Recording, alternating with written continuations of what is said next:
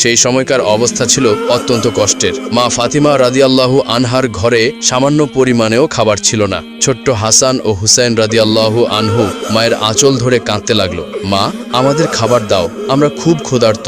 অন্যদিকে একই সময়ে কুলসুমের ঘরে আনন্দ উৎসবের আয়োজন চলছিল। সেখানে বিপুল পরিমাণ খাবার সাজানো হয়েছিল। আরবের বড় বড় ধনী ব্যক্তি, ব্যবসায়ী ও তাদের পরিবার সেখানে অংশগ্রহণ করেছিল। সে মহাদাওয়াতে প্রিয় নবী সাল্লাল্লাহু আলাইহি ওয়াসাল্লামও কুলসুমের বাড়িতে উপস্থিত হয়েছিলেন। তারপর কুলসুম নবী করিম সাল্লাল্লাহু আলাইহি ওয়াসাল্লামকে সালাম দিয়ে বললেন, হে আল্লাহর প্রেরিত রাসূল, হে আমার পিতা, আপনি এসেছেন, আমি অনেক খুশি হয়েছি। আপনি এখানে বসুন। আমরা অনেকেই জানি, আবার অনেকেই জানি না, কুলসুম ছিলেন ধন সম্পত্তির দিক থেকে অনেকটাই স্বাবলম্বী। পক্ষান্তরে মা ফাতেমা ছিলেন অত্যন্ত গরিব, কিন্তু অত্যন্ত গরিব হলেও তিনি দিন প্রচার এবং ঈমান আমলের দিক থেকে ছিলেন অটল। কেনই বা থাকবেন না? মা ফাতেমা হলেন জান্নাতের সর্দারিনী। তিনি জান্নাতুল ফিরদাউসে সকল জান্নাতি নারীদের প্রতিনিধিত্ব করবেন। কুলসুমের বাড়িতে বিভিন্ন রকমের খাবারের আয়োজন হতে লাগলো। মহানবী সাল্লাল্লাহু আলাইহি ওয়াসাল্লাম বললেন, মা কুলসুম, তুমি তো সবাইকে এখানে আমন্ত্রণ জানিয়েছ, সবাইকেই আমি দেখতে পাচ্ছি। শহরের বিভিন্ন লোক এখানে এসেছে তোমার মেজবানে অংশগ্রহণ করার জন্য। সবাই নিশ্চয়ই ভালো মন্দ খাবার খেয়ে এখান থেকে যাবে। নিঃসন্দেহে অনেক সুন্দর এবং ভালো একটি আয়োজন করেছো তুমি। মা কুলসুম, তুমি কাকে কাকে এখানে আমন্ত্রণ জানিয়েছ? কুলসুম বললেন, হে আমার পিতা, হে আল্লাহর রাসূল, আমি আমার মেজবানে এই শহরের ধনাঢ্য সবাইকে আমন্ত্রণ জানিয়েছি। আব্বাজান, শহরের সকল পণ্ডিত জ্ঞানীদের এখানে আমন্ত্রণ জানিয়েছি। নবী করিম সাল্লাল্লাহু আলাইহি ওয়াসাল্লাম বললেন, তুমি সবাইকে এখানে আমন্ত্রণ করেছো, কিন্তু একজনকে তুমি আমন্ত্রণ করনি। কুলসুম তখন বললেন, কে বাবা, কাকে আমি আমন্ত্রণ করিনি? নবী করিম সাল্লাল্লাহু আলাইহি ওয়াসাল্লাম বললেন, সেটা তো তোমার অজানা হওয়ার কথা নয়, সে তো তোমার রক্তের সম্পর্ক, তোমার আপন বোন ফাতিমা। কুলসুম একটু চুপ হয়ে রইলেন। ফাতেমাকে সে ইচ্ছা করেই আমন্ত্রণ করেনি, কারণ ফাতেমা ছিল অনেকটাই গরিব, তার পোশাক আশাক ভালো ছিল না। কুলসুম ভেবেছিল ফাতিমা যদি এই অনুষ্ঠানে আসে তাহলে তার মান সম্মানে হানি ঘটবে, তাই তিনি তাকে আমন্ত্রণ করেননি। এদিকে কুলসুম যখন অনেক বড় মেজবানের আয়োজন করলো, ভালো ভালো কোরমা পোলাওয়ের আয়োজন করলো, মা ফাতেমারই আপন বোন কুলসুম শহরের সবাইকে আমন্ত্রণ করে খাওয়াচ্ছেন, তখন পক্ষান্তরে একবেলা খেতেও পারছিল না মা ফাতেমা এবং তার দুই সন্তান হাসান এবং হোসেন ক্ষুধার জ্বালায় কাতরাচ্ছিল এবং তারা বলছিল, মা, আমাদের খুবই ক্ষুধা লেগেছে, আমরা আর ক্ষুধার জ্বালা সহ্য করতে পারছি না, তুমি আমাদেরকে কিছু খাবার দাও। মা ফাতেমার চোখ থেকে অজস্র ধারায় পানি ঝরছিল এবং তিনি আল্লাহর কাছে বলছিলেন, হে আল্লাহ, আমার ঘরে তো কোনো খাবার নেই, কোনো দিরহামও নেই, এই মাসুম বাচ্চার মুখে আমি কি তুলে দিব? এখন আমি না হয় ক্ষুধার জ্বালা সহ্য করতে পারছি, কিন্তু এই মাসুম বাচ্চা দুটো ক্ষুধার জ্বালা সহ্য করতে পারছে না। মা ফাতেমার কান্নায় আল্লাহর আরশ কেঁপে উঠল। হায় আল্লাহ, আপন বোনের বাসায় কোনো খাবার নেই, হাসান হোসেন একবেলা ক্ষুধার জ্বালায় কাতরাচ্ছে। তখনই মা ফাতেমার আপন বোন কুলসুমের বাড়িতে ভালো ভালো রান্না করা হচ্ছে, ভালো ভালো খাবারের আয়োজন করা হচ্ছে। মেজবানে অনেক মানুষ এসেছে, অনেক মানুষই দাওয়াত পেয়েছে, কিন্তু গরিব বলে মা ফাতেমাকেই দাওয়াত দিল না তার আপন বোন কুলসুম। নবী করিম সাল্লাল্লাহু আলাইহি ওয়াসাল্লাম কুলসুমকে বললেন, সে তোমার আপন বোন, এখানে সবাই যেহেতু এসেছে তারও আসার প্রয়োজন ছিল, তোমার তাকে আমন্ত্রণ করা উচিত ছিল। কুলসুম মহানবী সাল্লাল্লাহু আলাইহি ওয়াসাল্লামকে খাবার খেতে বসার জন্য অনুরোধ করলেন এবং সে এড়িয়ে গিয়ে অন্যদিকে চলে গেলেন।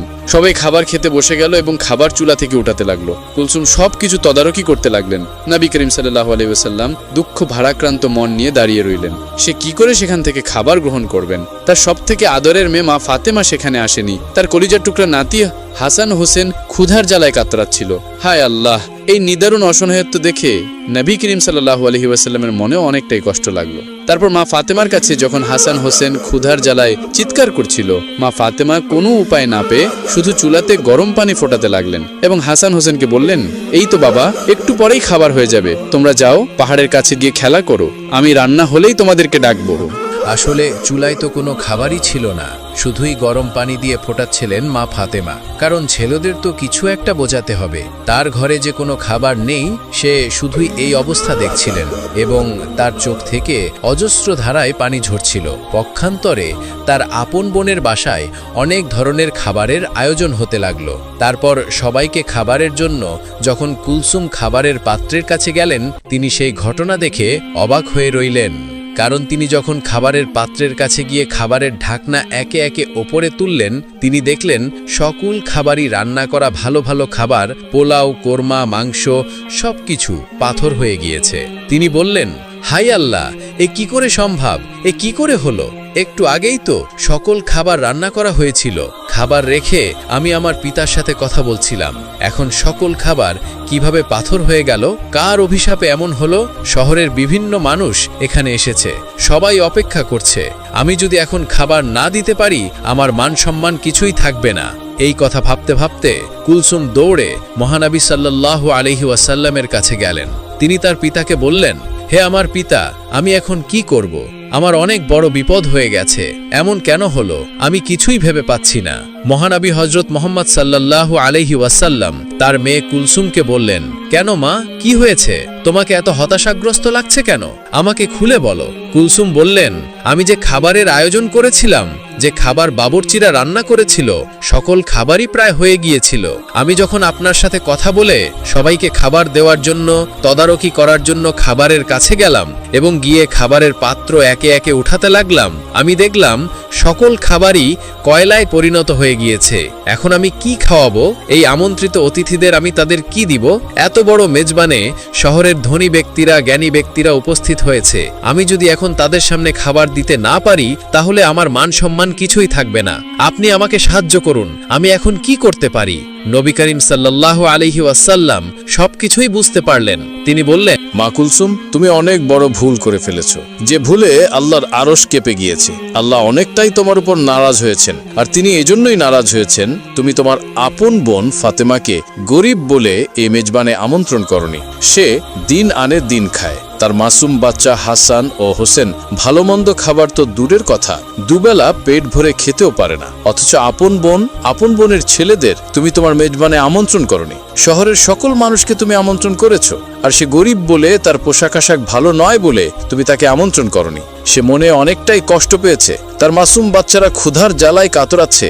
এই ঘটনা আল্লাহর আরশে পৌঁছে গিয়েছে। আল্লাহ তোমার উপর নারাজ হয়েছেন, তাই তোমার সকল খাবারই সে কয়লায় পরিণত করে দিয়েছেন। এরপর কুলসুম বললেন, হায় আল্লাহ, আমি তো এতটা ভাবিনি। হে আল্লাহর নবী, আপনি কিছু একটা করুন, এর সমাধান দিন। নবী করিম সাল্লাল্লাহু আলাইহি ওয়াসাল্লাম বললেন, এর উপায় একমাত্র মা ফাতেমার কাছেই আছে। তিনিই পারেন সকল সমস্যার সমাধান করতে।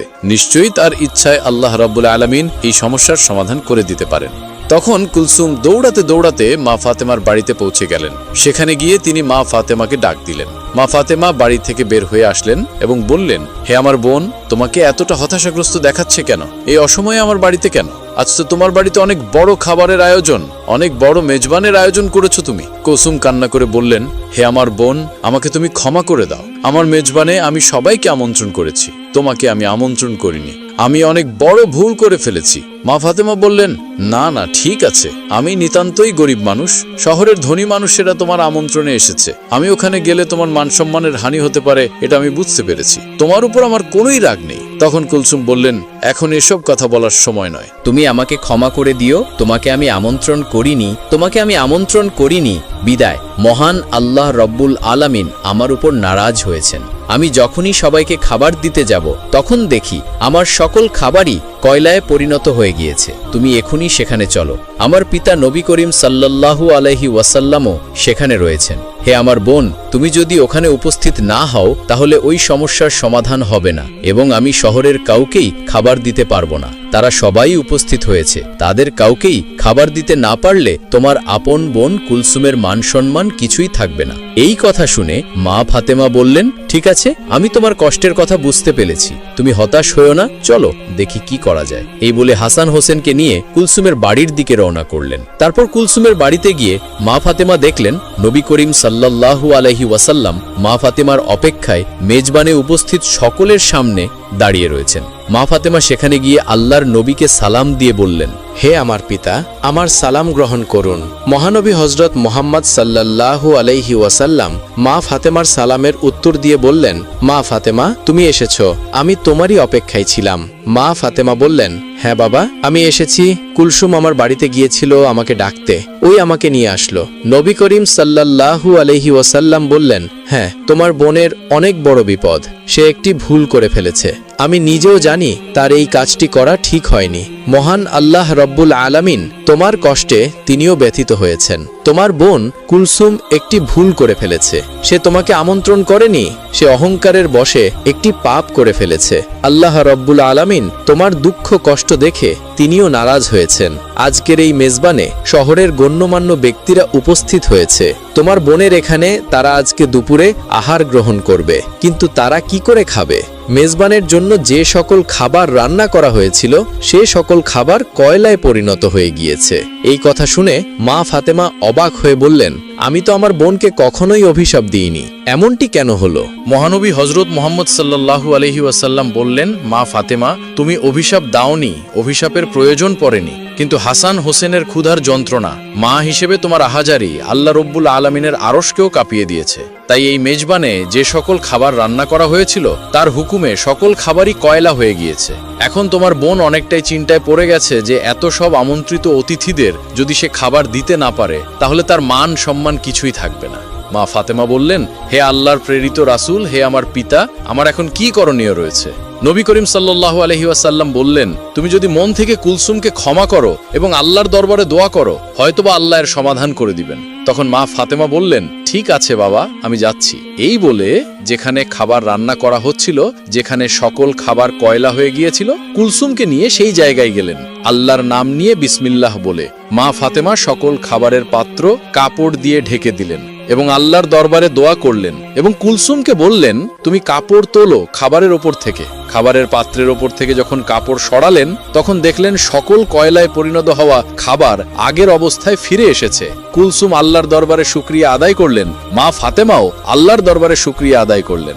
কিছুদিন ধরে মা ফাতেমা অত্যন্ত অসুস্থ ছিলেন। সে বিছানা থেকে ঠিকমতো উঠতে পারছিল না। অন্যদিকে বাড়িতে 3 দিন যাবৎ কোনো খাবার ছিল না। খাবার না খেয়ে ও অসুস্থতার কারণে হযরত ফাতেমা রাদিয়াল্লাহু তাআলা আনহা অত্যন্ত দুর্বল হয়ে পড়লেন। শেরে খোদা হযরত আলী রাদিয়াল্লাহু তাআলা আনহুর হাতে তখন এমন কোনো অর্থ কড়িও ছিল না যার মাধ্যমে তিনি খাবার ক্রয় করে আনতে পারবেন। 3 দিন অতিবাহিত হওয়ার পর হযরত ফাতেমা রাদিয়াল্লাহু তাআলা আনহা হযরত আলী রাদিয়াল্লাহু তাআলা আনহুর হাতে একটি কাপড় দিয়ে বললেন, হে আমার প্রিয় স্বামী, আপনার হয়তো মনে আছে আব্বাজান হযরত মুহাম্মদ সাল্লাল্লাহু আলাইহি ওয়াসাল্লাম আমাদের বিয়ের সময় এই কাপড়টি আমাকে হাদিয়াত স্বরূপ দিয়েছিলেন। এটি অত্যন্ত বরকতময় একটি কাপড়। আমার মনে চাচ্ছে না যে এই কাপড়টি আমি বিক্রি করে দেই, কিন্তু তারপরেও যেহেতু আমাদের ঘরে আজ 3 দিন যাবৎ কোনো খাবার নেই, তাই আপনাকে এই বরকতময় কাপড়টি আমি দিচ্ছি।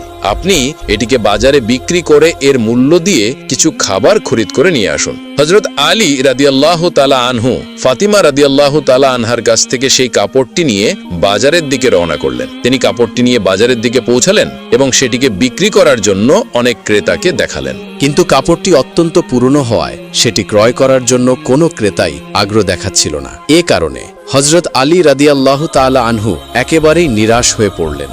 তখন তিনি আল্লাহ রাব্বুল আলামিনের দরবারে ফরিয়াদ করলেন, হে আল্লাহ রাব্বুল আলামিন, এই কাপড়টি অত্যন্ত পুরাতন, তাই এটি ক্রয় করার জন্য কোনো ক্রেতাই আগ্রহ দেখাচ্ছে না। আজ 3 দিন যাবৎ নবীজির মেয়ে হযরত ফাতেমা রাদিয়াল্লাহু তাআলা আনহা এবং হাসান ও হোসেন না খেয়ে আছে। হে রাব্বুল আলামিন, আজকে যদি এই কাপড়টি আমি বাজারে বিক্রি না করে এর মূল্য দিয়ে বাড়িতে না নিয়ে যেতে পারি, তাহলে আজকেও তারা না খেয়ে থাকবে। আপনি এই কাপড়টি বিক্রয় করার জন্য একজন ক্রেতার ব্যবস্থা করে দিন।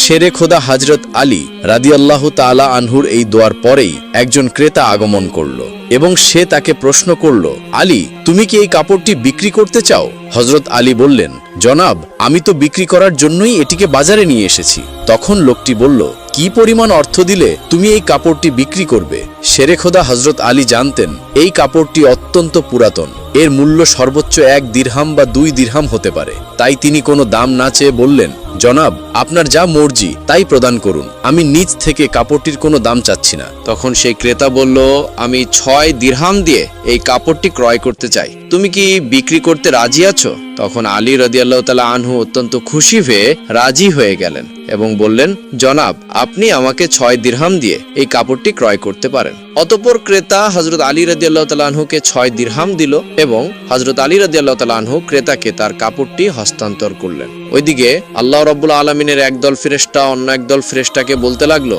নবী করিম সাল্লাল্লাহু আলাইহি ওয়াসাল্লামের সাহাবীগণ অত্যন্ত দানশীল, তারা সুখে দুঃখে সব অবস্থাতেই দান করে থাকে। তখন ফেরেশতাদের অপর একটি দল বলল, আল্লাহর নবীর সাহাবীরা দান করে এটা ঠিক কথা, কিন্তু তারা সুখে দুঃখে সবসময় দান করে না। যদি তাদের হাতে কোনো কিছু থাকে তাহলেই তারা দান করে, এবং তাদের হাতে থাকা জিনিসটির প্রয়োজন যদি তাদের নিজেদেরই থাকে তখন তারা সেই জিনিসটি দান করে না। ফেরেশতাদের এই ঝগড়ার সমাধান করতে আল্লাহ রাব্বুল আলামিন তাদেরকে বললেন, হে আমার ফেরেশতারা, তোমরা পরস্পরের মাঝে ঝগড়া করিও না। এই বিষয়টি পরীক্ষা করার জন্য শেরে খোদা হযরত আলীর কাছে চলে যাও। সে 6 দিরহাম দিয়ে একটি কাপড় বিক্রি করেছে, আর এই 6 দিরহাম তার অত্যন্ত প্রয়োজন। তোমরা আলীর কাছে গিয়ে সেই 6টি দিরহাম চাও, দেখো সে তোমাদেরকে দেয় কিনা, আর এর মাধ্যমে তোমাদের ঝগড়া সমাধানও হয়ে যাবে। আল্লাহ রাব্বুল আলামিনের পক্ষ থেকে এই নির্দেশ লাভের পর একজন ফেরেশতা ফকির বেশে হযরত আলী রাদিয়াল্লাহু তাআলা আনহুর কাছে আগমন করলেন। হযরত আলী রাদিয়াল্লাহু তাআলা আনহু সেই 6 দিরহাম দিয়ে খাবার ক্রয় করতে যাচ্ছিলেন। ইতিমধ্যে সেই ফকির বেশধারী ফেরেশতা তাকে বললেন, হে আল্লাহর বান্দা, আজ কয়েকদিন যাবত আমি না খেয়ে আছি।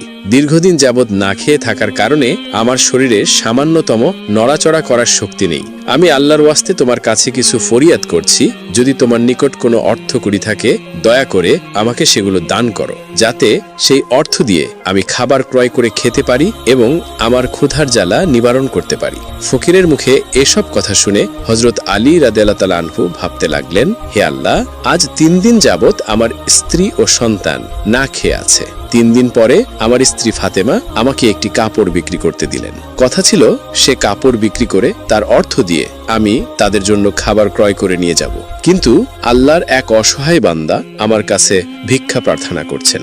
এখন আমি কি করব? আমি আমার স্ত্রী ও সন্তানদের জন্য খাবার ক্রয় করে নিয়ে যাব, নাকি এই ভিক্ষুককে অর্থগুলি দান করে দেব?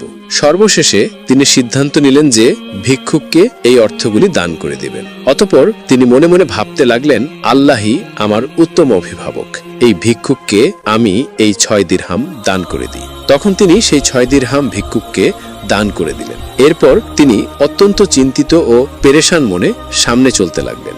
ইতিমধ্যে দেখা গেল এক ব্যক্তি হযরত আলী রাদিয়াল্লাহু তাআলা আনহুর কাছে একটি লাল ঘোড়া নিয়ে আসলো এবং সে তাকে বলল, হে হযরত আলী রাদিয়াল্লাহু তাআলা আনহু, আপনি কি আমার কাছ থেকে এই লাল ঘোড়াটি ক্রয় করতে চাচ্ছেন? হযরত আলী বললেন, জনাব, আমি কিভাবে আপনার কাছ থেকে এই ঘোড়াটি ক্রয় করব? আমার হাতে কোনো অর্থকড়িও নেই। তখন সেই ব্যক্তি বলল, হে আলী, আমি বাকিতে আপনার কাছে এই ঘোড়াটি বিক্রি করব। আপনি এই ঘোড়াটি নিয়ে ব্যবসা করুন, তারপর ব্যবসায় লাভ হলে আমার মূল্য আমাকে দিয়ে দিবেন। হযরত আলী রাদিয়াল্লাহু তাআলা আনহু তখন ভাবলেন, যেহেতু আমার কাছে বাকিতে এই ঘোড়াটি বিক্রি করতে চাচ্ছেন, তাহলে তা নিতে আমার সমস্যা কোথায়? অতঃপর হযরত আলী রাদিয়াল্লাহু তাআলা আনহু বললেন, আপনি কত দিরহামের বিনিময়ে এই ঘোড়াটি বিক্রি করবেন? সে ব্যক্তি বলল, আমি 100 দিরহামের বিনিময়ে এই ঘোড়াটি আপনার কাছে বিক্রি করলাম। হযরত আলী রাদিয়াল্লাহু তাআলা আনহু 100 দিরহামের বিনিময়ে সেই ঘোড়াটি তার কাছ থেকে ক্রয় করলেন। এরপর ঘোড়াটি বিক্রি করার জন্য বাজারে নিয়ে গেলেন। হযরত আলী রাদিয়াল্লাহু তাআলা আনহু যখন সেই ঘোড়াটি বিক্রি করার জন্য বাজারে নিয়ে এলেন, তখন এক ব্যক্তি এসে তাকে জিজ্ঞাসা করলেন, হে আলী, আপনি কি এই ঘোড়াটি বিক্রি করতে চান? তখন আলী রাদিয়াল্লাহু তাআলা আনহু বললেন, ভাই, আমি তো এটি বিক্রি করার জন্যই বাজারে নিয়ে এসেছি। সে লোকটি বললেন, আপনি কত দিরহামের বিনিময়ে ঘোড়াটি বিক্রি করতে চান?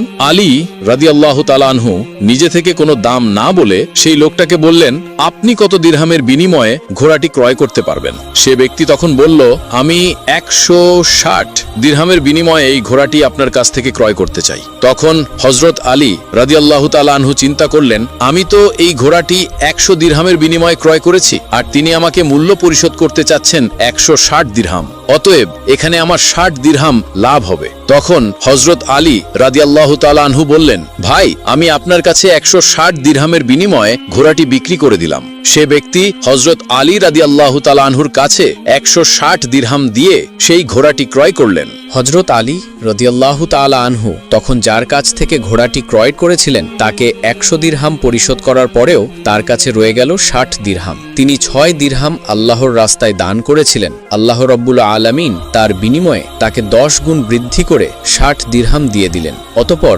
60 দিরহামের বিনিময়ে হযরত আলী রাদিয়াল্লাহু তাআলা আনহু বিপুল সংখ্যক খাবার ক্রয় করে বাড়ির দিকে রওনা হলেন। যখন তিনি বিপুল সংখ্যক খাবার নিয়ে বাড়িতে আসলেন তখন হজরত ফাতেমা রাদিয়াল্লাহু তাআলা আনহা তাকে বললেন, হে আলী, আমি তোমাকে যে কাপড়টি বিক্রি করতে বলেছিলাম সেই কাপড়ের মূল্য দিয়ে তো এত পরিমাণে খাবার ক্রয় করা সম্ভব নয়, তাহলে তুমি এই পরিমাণ খাবার ক্রয় করার জন্য অর্থ কোথায় পেলে? তুমি আমাকে আগে এই কথা বলো, তারপর তুমি আমার বাড়িতে প্রবেশ করতে পারবে। হজরত আলী রাদিয়াল্লাহু তাআলা আনহু বললেন, ফাতেমা, আগে আমি বাড়িতে প্রবেশ করি, তারপর না হয় আমি তোমাকে প্রকৃত ঘটনাটি খুলে বলবো। তখন হজরত ফাতেমা তাকে বললেন, আগে আপনি প্রকৃত ঘটনাটি খুলে বলুন, তারপর আপনি বাড়িতে প্রবেশ করতে পারবেন। হজরত আলী রাদিয়াল্লাহু তাআলা আনহু বললেন, ফাতেমা, তুমি তো ভালো করেই জানো যে তোমার স্বামী হজরত আলী কোনোদিনই অবৈধভাবে উপার্জন করবে না। আমি যে পন্থায় অর্থ উপার্জন করেছি তা সম্পূর্ণ বৈধ একটি পন্থা, অতএব এ ব্যাপারে তোমার সন্দেহ করার কোনো কারণ নেই।